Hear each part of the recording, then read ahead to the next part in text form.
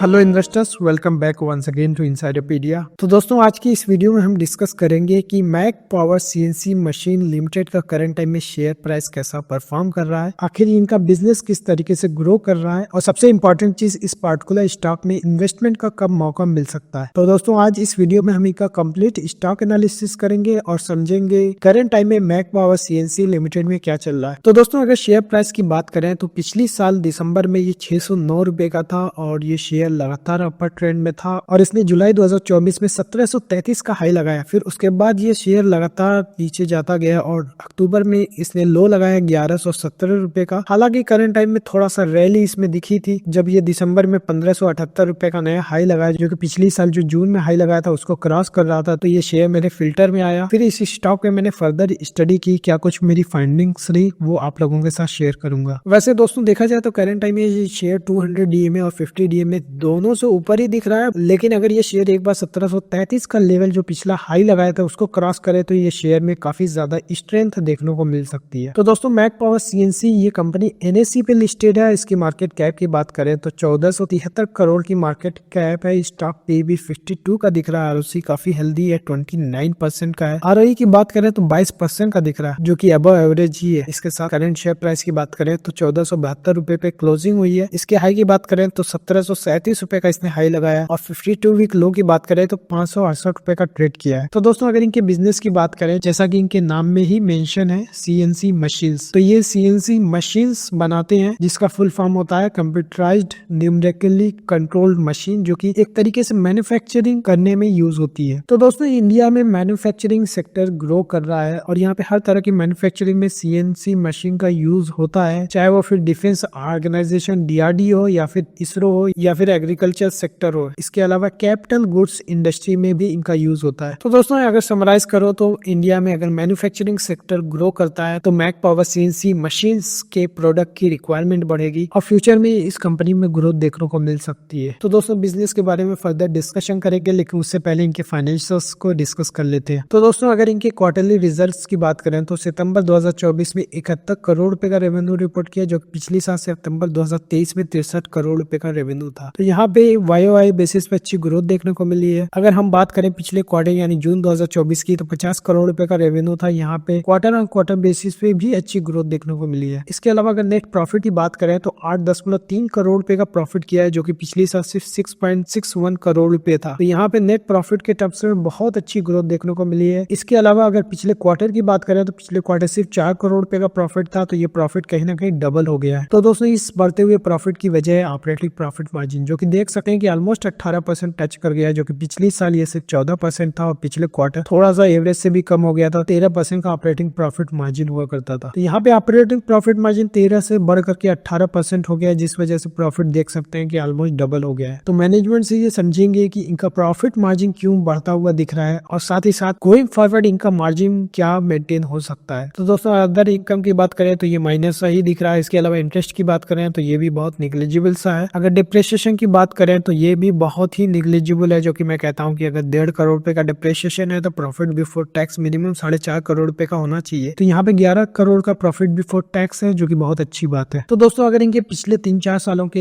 Yearly results की बात करें तो यहाँ पे सेल्स देख सकते हैं कि 2021 में 113 करोड़ रुपए का रेवेन्यू था, FY22 में 190 करोड़ रुपए का रेवेन्यू हुआ, FY23 में 202 करोड़ रुपए का, FY24 में 241 करोड़ का और अभी TTM बेसिस पे 259 करोड़ रुपए का रेवेन्यू दिख रहा है। तो यहाँ पे लगातार ग्रोथ देखने को मिली है। अगर नेट प्रॉफिट के टर्म्स में बात करें तो 2021 में सिर्फ 6 करोड़ रुपए का प्रॉफिट था, जो 2022 में 13 करोड़ का हुआ, लेकिन 2023 में कोई ग्रोथ देखने को नहीं मिली। अगेन 13 करोड़ रुपए का प्रॉफिट किया, लेकिन FY24 में प्रॉफिट ऑलमोस्ट डबल हो गया, 24 करोड़ रुपए का हो गया और TTM बेसिस पे 28 करोड़ रुपए का इन्होंने प्रॉफिट रिपोर्ट किया। यहाँ पे ऑपरेटिंग प्रॉफिट मार्जिन भी बढ़ता हुआ दिख रहा है। 8% से ये 11% हुआ, फिर 10% रहा, फिर 15% हुआ, अभी TTM बेसिस पे 16% का दिख रहा है। तो ओवरऑल पिछले 2-3 सालों में इनकी काफी अच्छी ग्रोथ देखने को मिली है। तो मैनेजमेंट से ये भी डिस्कस करेंगे कि इस पर्टिकुलर स्टॉक में ग्रोथ ट्रिगर्स क्या हो सकते हैं, किस टाइम पे इस शेयर में सबसे ज्यादा ग्रोथ देखने को मिल सकती है। तो दोस्तों, अगर इनके बैलेंस शीट की बात करें तो यहाँ पे इक्विटी कैपिटल देख सकते हैं कि 10 करोड़ रुपए का एकदम कांस्टेंट बना हुआ है। इसका मतलब कंपनी ने हाल फिलहाल में कोई भी शेयर नया इशू नहीं किया है। इसके अलावा इक्विटी कैपिटल और रिजर्व 130 करोड़ रुपए का हो जाता है, जहाँ पे बोरोइंग से 3 करोड़ रुपए की निग्लिजिबल सी दिख रही है। फिक्स्ड एसेट में भी कोई खास ग्रोथ देखने को नहीं मिली है, जो कि काफी अच्छी बात है। यहाँ पे कंपनी ने फिक्स्ड एसेट नहीं बढ़ाया, इसके बावजूद ये ग्रोथ रिपोर्ट कर रहे हैं। अदर एसेट्स की बात करें तो इन्वेंट्रीज का लेवल देख सकते हैं कि ये भी बढ़ रहा है, 71 करोड़ से बढ़कर के FY24 में 90 करोड़ रुपए का हो गया। फर्स्ट हाफ पे 107 करोड़ रुपए का दिख रहा है। इसके अलावा ट्रेड रिसीवेबल की बात करें, ये भी 13 करोड़ से बढ़कर के FY24 में 22 करोड़ रुपए का हो गया और अभी फर्स्ट हाफ में 29 करोड़ रुपए का दिख रहा है। तो ओवरऑल बिजनेस में ग्रोथ है तो कोई मेजर कंसर्न नहीं है। इसके अलावा कैश पोजीशन भी काफी स्ट्रांग दिख रही है, यहाँ पे 6 करोड़ रुपए का ये कैश होल्ड कर रहे हैं और ओवरऑल कंपनी के ऊपर कोई भी डेट नहीं है, जो कि काफी अच्छी बात है। तो यहाँ पे देख सकते हैं कि FY22 में निगेटिव कैश फ्लो इन्होंने रिपोर्ट किया, लेकिन FY23 में 5 करोड़ रुपए का पॉजिटिव कैश फ्लो इन्होंने बिजनेस से अक्रू किया। FY24 में भी 17 करोड़ रुपए का बिजनेस कैश से जनरेट किया, जो कि काफी अच्छी बात है। साथ ही साथ ये लगातार पिछले 2 फाइनेंशियल ईयर से कैपेक्स भी कर रहे हैं। फाइनेंसिंग एक्टिविटी भी निगेटिव में दिख रहा है, जो कि काफी अच्छी बात है कि ये अदर फाइनेंसिंग पे रिलाई नहीं कर रहे हैं, जो कि काफी अच्छी बात है कि ये एक्सटर्नल फंडिंग नहीं ले रहे हैं और साथ ही साथ अपने बिजनेस में अक्रू जो फंड हो रहा है उसी को यूटिलाइज कर रहे हैं अपनी ग्रोथ में। तो दोस्तों अगर रेशियोज की बात करें तो यहाँ पे डेब्टर डेज देख सकते हैं कि FY23 में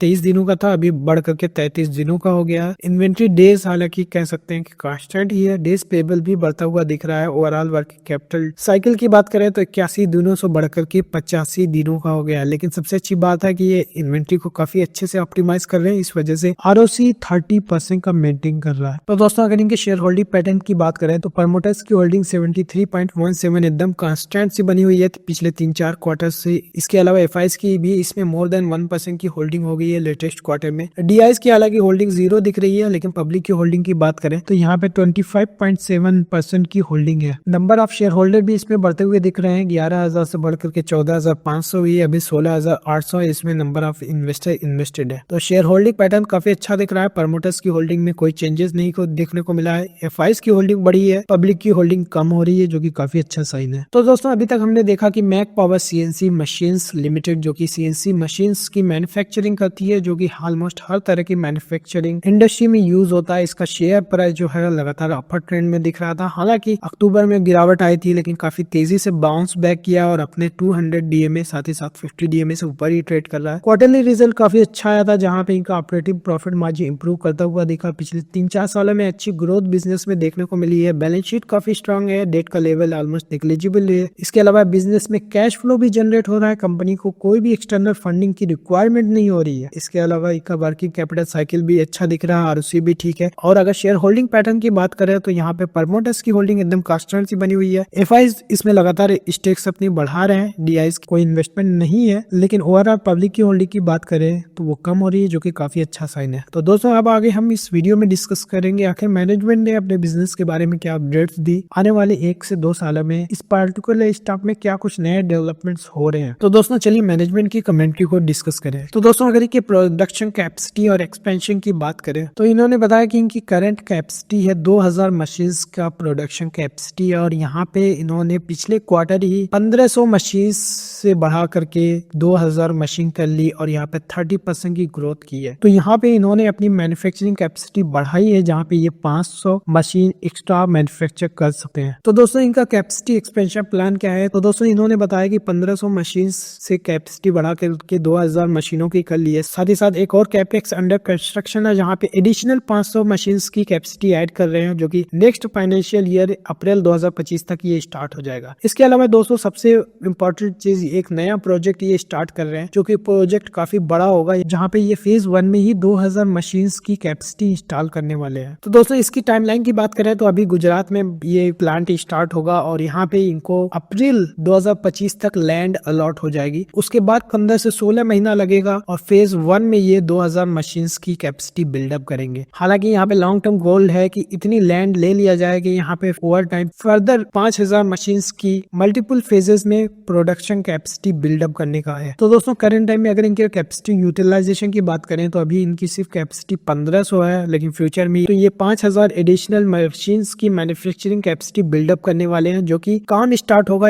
अप्रैल 2025 से। तो इसमें अभी 4-5 महीने का टाइम है जब ये प्रोजेक्ट स्टार्ट करेंगे। उसके बाद 15 महीने का फैक्ट्री सेटअप करने में लगेगा। उसके बाद यहाँ पे मल्टीपल फेजेस में ये अपना काम स्टार्ट करेंगे। तो दोस्तों अगर इनकी कैपिटल एक्सपेंडिचर की बात करें तो क्वार्टर 2 में मिनिमम सा 2.5 करोड़ रुपए का इन्होंने कैपेक्स किया है और फ्यूचर में इन्वेस्टमेंट जो भी करना है इन्होंने बताया कि कैपेक्स अपना क्वार्टर ऑन क्वार्टर बेसिस पे ये इंक्रीज करेंगे और डी बॉटल मेकिंग करके अपने अपनी मैन्युफैक्चरिंग कैपेसिटी बढ़ाएंगे। तो दोस्तों इन्होंने सोलर पावर और सस्टेनेबिलिटी पे भी काम किया है। तो यहाँ पे इन्होंने 600 किलोवाट का सोलर प्रोजेक्ट इंस्टॉल करने का प्लान किया, जहाँ पे 60 से 70% काम कंप्लीट हो चुका है, जो कि जल्द ही ये ऑपरेशन स्टार्ट हो जाएगा। तो दोस्तों इनका काफी स्ट्रॉन्ग सेल्स और स्ट्रॉन्ग डिस्ट्रीब्यूशन नेटवर्क भी है। अगर इनके सेल्स टीम की ग्रोथ की बात करें तो करंट टाइम में जो भी सेल्स टीम है इन्होंने हायर की है, यहाँ पे 209 मेंबर्स हैं, जो कि पिछले क्वार्टर से ऑलमोस्ट डबल हो गया है। तो एक तरीके से इन्होंने अपनी सेल्स टीम में काफी ज्यादा इन्वेस्टमेंट किया है। हालांकि जब सेल्स टीम हायर करते हैं तो वो इतनी जल्दी रिजल्ट नहीं देते, क्योंकि 2 से 4 महीना वो ट्रेनिंग में लग जाता है, वो प्रोडक्ट को समझते हैं, फिर पोटेंशियल क्लाइंट्स को रीच आउट करते हैं। तो यहाँ पे एक्चुअल कन्वर्जन होने में टाइम लगता है। तो यहाँ पे जो अभी सेल्स टीम में इन्होंने इन्वेस्टमेंट स्टार्ट किया है, आने वाले क्वार्टर्स में इसका रिजल्ट देखने को मिल सकता है। तो दोस्तों इन्होंने न्यू ऑफिसेज और टेक सेंटर्स भी ओपन किया है। इनकी अगर एग्जिस्टिंग लोकेशन की बात करें, शपर, जामनगर, अहमदाबाद, मोहाली, कोयम्बटूर में इनके ऑफिसेज हैं। इसके अलावा इनके न्यू ऑफिसेज और टेक सेंटर्स भी ओपन हो रहे हैं नवंबर और दिसंबर में, जहाँ पे ये फरीदाबाद, हैदराबाद, मैंगलोर और पुणे जैसे सिटीज में नए ऑफिसेज और टेक सेंटर्स ओपन कर रहे हैं। तो दोस्तों इनका इंटरनेशनल मार्केट एक्सपेंशन का भी प्लान है। तो अगर इनके एक्सपोर्ट की बात करें तो इन्होंने बताया कि Q2 में सिग्निफिकेंट एक्सपोर्ट ग्रोथ देखने को मिली है, और जैसे ही ये प्रोडक्शन कैपेसिटी बढ़ाएंगे ये एक्सपोर्ट पे भी अपना फोकस कर रहे हैं और वहां से भी एक्सपोर्ट बढ़ाएंगे। तो दोस्तों अगर एक्सपोर्ट की बात करें तो यहाँ पे डीलर्स के साथ काम कर रहे हैं, क्योंकि अगर डीलर्स होगा तो यहाँ पे सर्विस की रिक्वायरमेंट होगी। तो यहाँ पे मैक पावर सीएनसी को अलग से ऑफिसेज ओपन करने की जरूरत नहीं है। स्पेयर्स की रिक्वायरमेंट होगी, साथ ही साथ ट्रेनिंग की अलग से रिक्वायरमेंट होगी। तो ये सारे डीलर्स कैटर करेंगे, क्योंकि अगर मैक पावर सीएनसी डायरेक्ट अगर किसी क्लाइंट को कैटर करता है तो वहाँ पे उनको सर्विस देनी पड़ेगी। वहाँ पे जो जिस भी कंपनी को ये अपना मशीन बेचेंगे वहाँ पे ट्रेनिंग करना पड़ेगा। लेकिन अगर डीलर्स के नेटवर्क के थ्रू अगर सेल करते हैं तो वहाँ पे सारी रिस्पॉन्सिबिलिटी डीलर्स की हो जाती है कि जिस भी क्लाइंट्स को सीएनसी मशीन सेल कर रहे हैं उनको ट्रेनिंग दें, उसकी सर्विस करें, स्पेयर्स की रिक्वायरमेंट है तो उसको पूरा करें। तो दोस्तों इसके अलावा ये मल्टीपल इवेंट्स में पार्टिसिपेट कर रहे हैं। अगर ग्लोबल इवेंट्स की बात करें तो ये हनोवर जनवरी में, जो कि लार्जेस्ट मशीन टूल्स का एक्सिबिशन है, उसमें इन्होंने पार्टिसिपेट किया और काफी अच्छा रिस्पांस इनको क्लाइंट्स के साइड मिला है और क्वेरीज भी मिल रही है।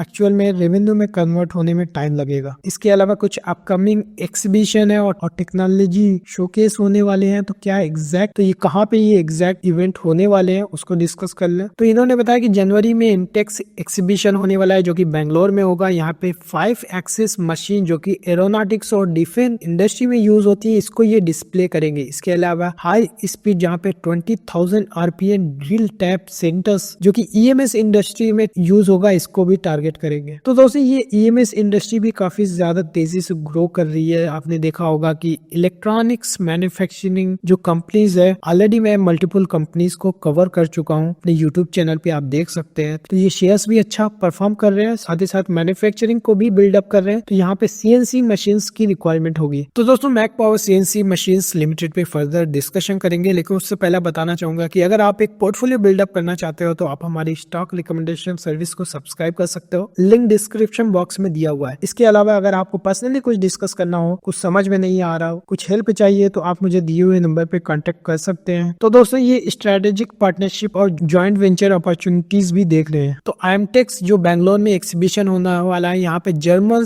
कंपनी आने वाली है, जहाँ पे ये ज्वाइंट वेंचर और टेक्नोलॉजिकल पार्टनरशिप कर सकते हैं। इसके अलावा जापानीज और ताइवानीज पार्टनर्स भी आ सकते हैं, जहाँ पे इनका डिस्कशन चल रहा है। जो कि नया प्लांट स्टार्ट हो रहा है, वहाँ पे एक्सपेंशन करेंगे और टेक्नोलॉजी ले सकते हैं। तो दोस्तों अभी इनका जो प्लांट स्टार्ट होने वाला है गुजरात में, जहाँ पे ये अभी लैंड अलॉटमेंट होने वाला है अप्रैल तक, उसके बाद 15 से 16 महीने का टाइम लगेगा अपनी फैक्ट्री को बिल्डअप करने में। तो इनके पास जर्मनी से, जापान से, इसके अलावा ताइवान से कुछ पार्टनर्स और ज्वाइंट वेंचर्स ये स्टार्ट कर सकते हैं, लेकिन अभी डिस्कशन चल रहा है। हालांकि कंपनी ने ये कहा कि ये चाहते हैं कि वर्ल्ड लेवल की टेक्नोलॉजी इंडिया में आए, उनके साथ हम कोलैबोरेशन करके एडवांस CNC मशीन का मैन्युफैक्चरिंग करें। लेकिन अगर इनसे पार्टनरशिप न भी हुई तो भी हम ये एक्सपेंशन करेंगे, जो अपनी इन हाउस R&D कर रहे हैं उसी की टेक्नोलॉजी यूज करके अपने प्रोडक्शन रैंप अप करेंगे। तो दोस्तों अभी इस पे बहुत ज्यादा कमेंट्री नहीं दी, हालांकि आने वाले वक्त में जो भी डेवलपमेंट होगा उसकी इन्फॉर्मेशन हमें मिल जाएगी। तो दोस्तों इनके फाइनेंशियल्स हाईलाइट की बात करें तो दोस्तों अगर इनके रेवेन्यू ग्रोथ की बात करें तो Q2 में इनकी 12% की ग्रोथ देखने को मिली है और 71 करोड़ रुपए का रेवेन्यू रिपोर्ट किया है, जो कि Q1 की ग्रोथ से कम था, क्योंकि Q1 में 20% तक की ग्रोथ हुई। हालांकि ये 25% एनुअल ग्रोथ पे फोकस कर रहे हैं, साथ ही साथ मार्जिन भी इनका इंप्रूव कर सकता है। और लेटेस्ट क्वार्टर में हमने देखा भी था कि इनका मार्जिन इंप्रूव हो रहा है। उसके पीछे की वजह ये है कि अपना बैकवर्ड इंटीग्रेशन कर रहे हैं, जितने भी सीएनसी मशीन में यूज होते हैं कंपोनेंट ये इन हाउस मैन्युफैक्चरिंग स्टार्ट कर रहे हैं, जिस वजह से मार्जिन इनका इम्प्रूव होता हुआ दिख रहा है। और गोइंग फॉरवर्ड भी ये अपना बैकवर्ड इंटीग्रेशन और स्ट्रॉन्ग करना चाहते हैं ताकि फ्यूचर में मार्जिन फर्दर इनका इम्प्रूव हो सके। तो दोस्तों इन्होंने मार्जिन का भी प्रोजेक्शन किया कि 17 से 20% तक का मार्जिन हो सकता है end of the financial year, जो करंट टाइम में 16% का दिख रहा है। तो दोस्तों जैसा कि मैंने बताया कि बैकवर्ड इंटीग्रेशन कर रहे हैं, जिस वजह से मार्जिन इंप्रूव कर रहा है। इसके अलावा ये कंपोनेंट पे भी फोकस कर रहे हैं। अगर की कंपोनेंट्स की बात करें तो telescopic covers, hydraulic kits, turret, spindles, क्या कंपोनेंट है मुझे कुछ नहीं पता, लेकिन ये जो भी कंपोनेंट है ये बैकवर्ड इंटीग्रेशन कर रहे हैं जो कि सीएनसी मशीन्स में यूज होंगे। तो दोस्तों इनके ऑब्जेक्टिव की बात करें तो यहाँ पे बैकवर्ड इंटीग्रेशन कर रहे हैं ताकि इनका मार्जिन इंप्रूव हो। और सबसे इंपॉर्टेंट चीज, ज्यादातर ये कंपोनेंट इंपोर्ट हो रहे हैं तो यहाँ पे इनकी इंपोर्ट की डिपेंडेंसी कम होगी। तो दोस्तों अगर इनके मार्केट शेयर और ग्रोथ पोटेंशियल की बात करें तो इंडस्ट्री काफी बड़ी है।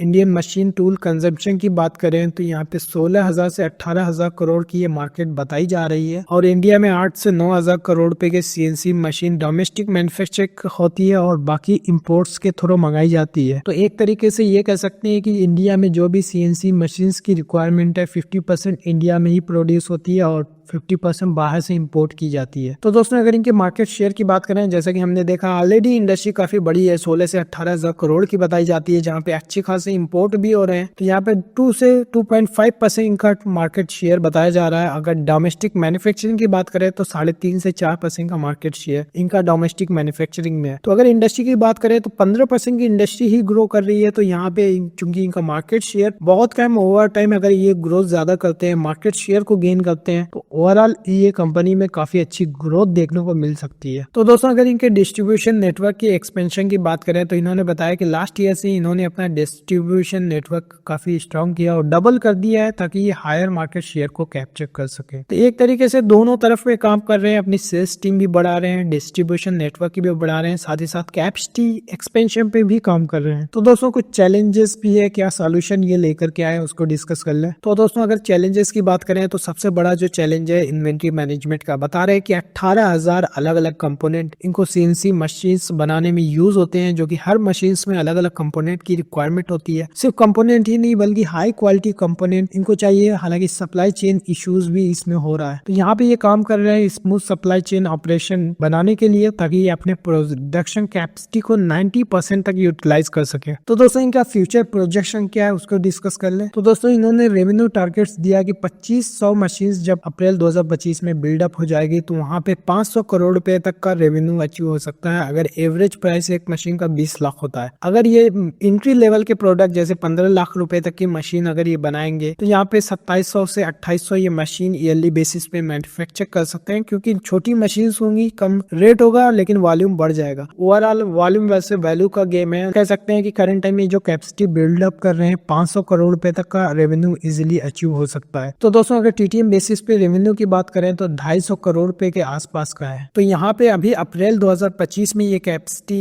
इंस्टॉल हो जाएगी, उसके बाद 1 साल तक फुल प्रोडक्शन और 100% यूटिलाइजेशन होगा, तब जाकर के ये 500 करोड़ रुपए का रेवेन्यू अचीव करेंगे, जिसमें अभी 1.5 साल तक का समय लग सकता है। तो दोस्तों अगर इनकी ग्रोथ जनरली की बात करें तो ये एक्सपेक्ट कर रहे हैं कि 20 से 25% की एनुअल ग्रोथ इनको देखने को मिल सकती है। तो यहाँ पे ये नेटवर्क एक्सपेंशन कर रहे हैं, साथ ही साथ इंटरनेशनल मार्केट में भी ये फोकस बढ़ा रहे हैं। तो दोस्तों इस वीडियो का एंडिंग पार्ट कंक्लूजन। तो दोस्तों अभी तक हमने देखा कि मैक पावर सीएनसी लिमिटेड का शेयर प्राइस काफी अच्छा परफॉर्म कर रहा है, जहाँ पे इनका क्वार्टरली रिजल्ट बहुत अच्छा आया था, जहाँ पे प्रॉफिट ऑलमोस्ट पिछले क्वार्टर से डबल हो गया है। तो उसके पीछे की वजह है कि यहाँ पे ऑपरेटिंग प्रॉफिट मार्जिन इंप्रूव करता हुआ दिख रहा है, क्योंकि ये बैकवर्ड इंटीग्रेशन कर रहे हैं, जो भी कंपोनेंट यूज हो रहे हैं उसको इन हाउस मैन्युफैक्चर कर रहे हैं। जहाँ पे इंडस्ट्री की बात करें तो ओवरऑल इंडिया में मैन्युफैक्चरिंग सेक्टर ग्रो कर रहा है। तो यहाँ पे मार्केट शेयर चूंकि काफी कम है और ये काफी छोटी कंपनी है, तो इसका ग्रोथ ज्यादा देखने को मिल सकता है। अगर इंडस्ट्री की बात करें तो 15% की ग्रोथ इंडस्ट्री में ही है। इसके अलावा एक्सपोर्ट की भी इनके पास अपॉर्चुनिटी है। करंट टाइम इनके डिस्ट्रीब्यूशन और सेल्स की बात करें तो ये लगातार उस पर काम कर रहे हैं। डिस्ट्रीब्यूशन नेटवर्क भी डबल कर लिया, साथ ही साथ सेल्स टीम भी डबल कर लिया। इसके अलावा क्वार्टर 2 में इन्होंने कैपेसिटी 1500 से बढ़ा करके 2000 कर लिया और क्वार्टर 1 FY25 तक फर्दर कैपेसिटी बढ़ा करके 2500 करने वाले हैं। इसके अलावा इनका अप्रैल 2025 तक जो लैंड अलॉटमेंट होगा उसके बाद 15 से 16 महीने का टाइम लग सकता है, यानी अगस्त 2026 में ये जा करके अपना 2000 एडिशनल कैपेसिटी ऐड करेंगे और उसके बाद फेज मैनर में ये कैपेसिटी बढ़ा करके 5000 कैपेसिटी बिल्डअप करने वाले हैं। तो दोस्तों मुझे लगता है कि यहाँ पे बिजनेस में ये ग्रोथ हो रही है, लेकिन कहीं ना कहीं 1 साल बाद इनका कैपेसिटी ऑलमोस्ट यूटिलाइज हो जाएगी। एक्चुअल जो ग्रोथ आएगी जब ये करंट जो कैपेसिटी बिल्डअप कर रहे हैं उसका फुल यूटिलाइजेशन कर ले, और कुछ टाइम जब ये गुजरात वाला प्लांट में जो कैपेक्स कर रहे हैं जहाँ पे 2000 मशीन्स की मैन्युफैक्चरिंग फेज 1 में स्टार्ट करने वाले, तो यहाँ पे कैपेसिटी इनकी डबल हो जाएगी। और यहाँ पे मल्टीपल पार्टनरशिप भी करने वाले हैं, जैसे कि इनका जर्मन कंपनी से और जापानीज कंपनी से और ताइवानीज कंपनी से डिस्कशन चल रहा है, जो कि अप्रैल मई तक ये क्लियर हो जाएगा कि किस कंपनी के साथ कौन सा ज्वाइंट वेंचर कर रहे हैं। तो मुझे लगता है कि दोस्तों इस कंपनी में काफी कुछ नए डेवलपमेंट हो रहे हैं। अगर स्टॉक पी की बात करें तो ये 52 पे ट्रेड कर रहा है। मुझे लगता है कि जिस हिसाब से ग्रोथ है ये जस्टिफाइड है, लेकिन शेयर में जो बड़ी रैली देखने को मिलेगी जब ये ज्वाइंट वेंचर अपना क्लियर कर लेंगे, साथ ही साथ जो लैंड अलॉटमेंट होने वाला है वहाँ पे फेज 1 में जब 2000 कैपेसिटी का अनाउंस करेंगे कि कैपेसिटी रेडी हो गई है, हम अपनी मैन्युफैक्चरिंग को रैंप अप करने वाले हैं, तो मुझे लगता है इस शेयर में सबसे बड़ी रैली देखने को मिल सकती है। तो दोस्तों इस शेयर को मैं वॉच लिस्ट में लगा कर रखूंगा और आने वाले 1 साल तक क्लोजली ट्रैक करूंगा, और जब सही अपॉर्चुनिटी आएगी तो उसमें इन्वेस्ट करूंगा, क्योंकि एक शेयर में इन्वेस्टेड रहेंगे तो भी आपको रिटर्न मिलेगा, लेकिन मुझे लगता है कि शॉर्टेस्ट टाइम में मैक्सिमम XIRR कैसे जनरेट करे उस पर हमें फोकस करना चाहिए। मैं पिछले 2-3 साल पहले जो भी कंपनी ट्रैक कर रहा था आज उसमें इन्वेस्टेड हूँ। इस तरीके से टाइमली मैनर में एंट्री और एग्जिट करके ज्यादा पैसे बना सके। तो दोस्तों उम्मीद करता हूँ ये वीडियो काफी अच्छा लगा होगा और काफी कुछ नया भी सीखने को मिला होगा। वीडियो अच्छा लगा तो लाइक करें, चैनल पे नया है तो सब्सक्राइब कर लीजिए, क्योंकि इसी तरह के वीडियोस मैं रेगुलरली अपडेट करते रहता हूँ। And thank you for watching.